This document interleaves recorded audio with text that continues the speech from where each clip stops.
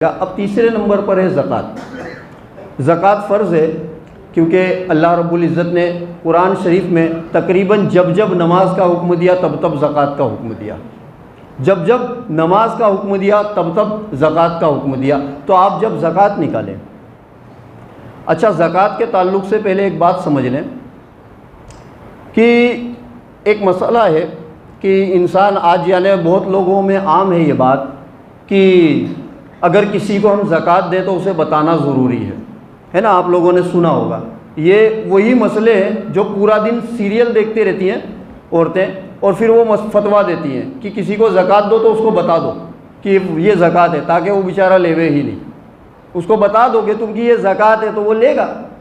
सुनिए, ज़कात का ऐसा मसला है कि अगर आपका कोई दोस्त है, बहुत ही अच्छे से समझिएगा और इंशाअल्लाह इसकी लिखी हुई इबारत चाहिए तो वो भी मिल जाएगी। मैं इसलिए अपने अंदाज में बता रहा हूँ कि आप समझ सकें। आप समझ लीजिए, आपका कोई दोस्त है, आपके साथ उठता बैठता है, अच्छा कारोबार करता है, लेकिन किसी वजह से उसके कारोबार में घाटा लगा और नुकसान हो गया और आप मसला जानते हैं कि अब ये ज़कात का मुस्तहिक हो गया है, अब ये ज़कात का मुस्तहिक हो गया है, आप ये जान गए हो। लेकिन पहले वही शख्स आपके साथ घूमता फिरता था, वो भी महंगे कपड़े पहनता था, महंगी गाड़ियों में घूमता था, लेकिन आज उसके पास कुछ नहीं बचा। अब उल्टा वो मकरूज़ हो गया है, कर्जदार हो गया है, लोग उसके ऊपर पैसा मांगते हो गए हैं, ऐसी हालत उसकी हो गई है। अब आपने मसला पता किया कि यार ये तो ज़कात ले सकता है, अब ये ज़कात का मुस्तहिक है, लेकिन अब वो क्योंकि वो पैसे वाला था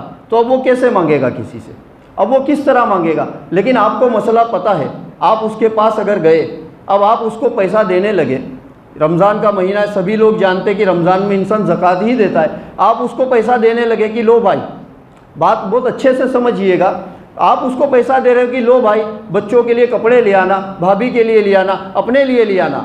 अब उसने, आप ज़कात दे रहे हो, गौर से सुनना, आप उसको ज़कात दे रहे हो, लेकिन उसने आपसे पूछा कि यार तू मुझे ज़कात दे रहा है। वो आपका दोस्त है, वो समझ गया कि रमज़ान के महीने में तो इंसान ज़कात ही देता है, वो समझ गया। अब उसने आपसे पूछा कि यार तो मेरे को ज़कात दे रहा है तू, तो शरीयत ये इजाज़त देती है आपको कि आप उससे ये कहो कि नहीं मैं तुझे ज़कात नहीं दे रहा हूँ। क्या कहो? मैं तुझे ज़कात नहीं दे रहा हूँ, जो कि तुम ज़कात ही दे रहे हो। क्योंकि असल बात यह है कि लोगों की पर्दापोशी करना, लोगों को खुश करना, लोगों का दिल नहीं तोड़ना। तो आप उसको ये कहो कि ये ज़कात नहीं है, मैं तुझे कर्ज़ के तौर पे दे रहा हूँ, जब तेरे पास आ जाए तो तू मुझे लौटा देना। हालांकि तुम दिल में ये अहद रखो, ये नियत रखो कि ये मैंने इसे ज़कात दी है, ठीक है, आपकी ज़कात अदा हो गई। लेकिन खुदा ना खास्ता अब उसके पास बाद में माल आ गया, उसका कारोबार चल पड़ा, उसने कर्ज़ कहकर लिया था, उसने आपको लौटा दिया, अब क्या करोगे? तो अब शरीयत ये कहती है कि अब आप उससे पैसा ले लो, अब जो दूसरा ज़कात लेने का मुस्तहिक है आप उसे जाके वो ज़कात अदा कर दो, आपकी ज़कात हो जाएगी। ये मसला है। अब होता क्या है, अभी ज़्यादातर ज़कात के मामले आप वीडियोस देखिए, फ़कीर लोग हमारे मोहल्ले में जो घूम रहे हैं, आप इनकी वीडियोस बहुत आप लोगों ने देखी होगी कि वो कोई जुआ खेल रहा है, कोई हिंदू है, कोई कुछ है, तो हमारी ज़कात अदा नहीं हो रही। जैसे नमाज फ़र्ज़ है वैसे ज़कात फ़र्ज़ है। अगर बिना तहकीक किए हम वज़ू करने बैठे, हमने तहकीक नहीं की कि पानी पाक है नापाक है, अगर पानी नापाक है तो नमाज कितनी भी खुशू खुजू से पढ़ लो, नमाज नहीं होगी।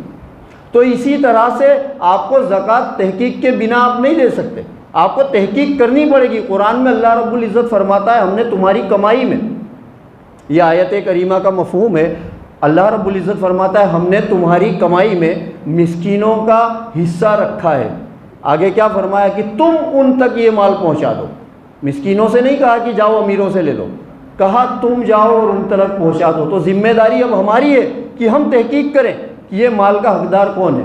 अभी आप मुझे एक बात बताओ, हमारा ये जो मोहल्ला है, इसमें ज़कात लेने वाले ज़्यादा हैं या देने वाले ज़्यादा हैं? बताओ मुझे, बोल कर बताओ। देने वाले ज़्यादा है ना। उसके बावजूद आज हमारे मोहल्ले में लेने वाले इतने कैसे बाकी रह गए? उसके बावजूद मालूम है क्यों बाकी रह गए? क्योंकि हमने जो हकदार हैं उनको नहीं दी।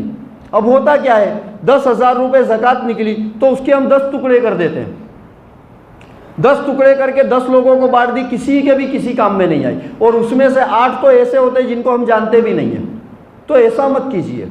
आपको अगर कोई इदारा, और देखिए मदरसा और ये जो इदारे हैं ना, इनका नंबर बाद में आता है, इनका नंबर बाद में आता है। देखिए एक हमारे भाई आए हैं मदरसे के ताल्लुक से, लेकिन मैं हक बात बयान कर दूं कि मदरसे का नंबर बाद में आता है।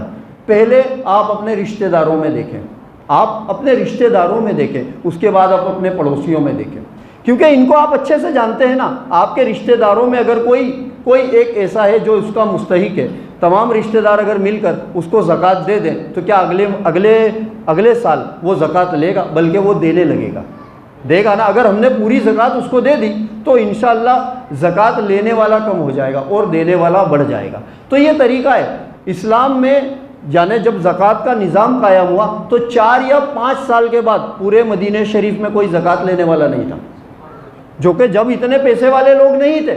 आज अल्हम्दुलिल्लाह हम इस मोहल्ले में ऐसे कई लोग हैं जो 4-4, 5-5 लाख रुपए ज़कात निकालते हैं, उसके बाद भी हमारे मोहल्ले से एक गरीब भी कम नहीं हुआ, एक भी ज़कात लेने वाला कम नहीं हुआ।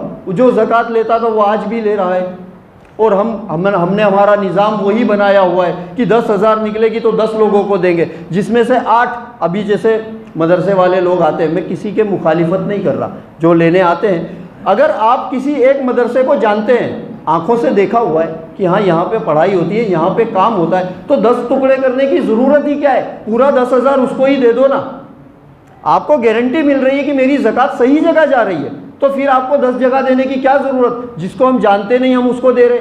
आज हर मोहल्ले वाला, हर शख्स अगर ये अहद कर ले कि मैं अपने मोहल्ले के मदरसे में मेरी पूरी ज़कात दे दूंगा, तो हमारे मोहल्ले के मदरसे वालों को कहीं जाना पड़े, उनको कहीं जाने की ज़रूरत नहीं। अगर हर मुसलमान अपने अपने इदारे को संभाल ले, तो ये जो सफ़ीर आते हैं बेचारे, जो रमज़ान के महीने में कोई कहीं से आया है, कोई कहीं से, उनको आने की ज़रूरत ही ना पड़े। उनके मोहल्ले वाले उनको दे दें, हमारे मोहल्ले वाले यहाँ दे दें, हमारी निगरानी में मदरसे चलेंगे। फिर अगर हमने पूरी ज़कात दी है तो हम जाके हिसाब भी मांग सकते हैं कि नहीं। लेकिन अब हम 100 रुपट्टी दे रहे हैं तो हम हिसाब कौन से मुँह से मांगेंगे।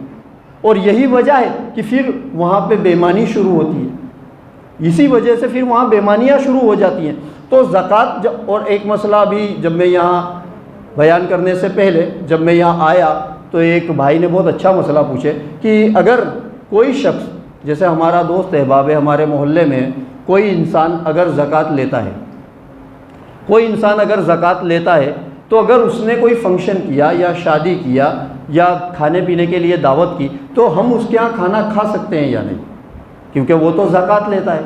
तो मसला ये है कि उसके यहाँ आप खाना खा सकते हैं, क्योंकि ये जो मदारिस हैं, मदारिस के अंदर जब ज़कात की रकम लगाई जाती है तो वो डायरेक्ट नहीं लगाई जाती, उसके लिए हीले शरई किया जाता है। तो ये वही तरीका है कि किसी ने अगर ज़कात ली हुई है, अब अगर वो खाना कर रहा है तो वो हमको ज़कात नहीं खिला रहा, हमारे लिए वो ज़कात नहीं है, तो आप उसके यहाँ खाना खा सकते हैं।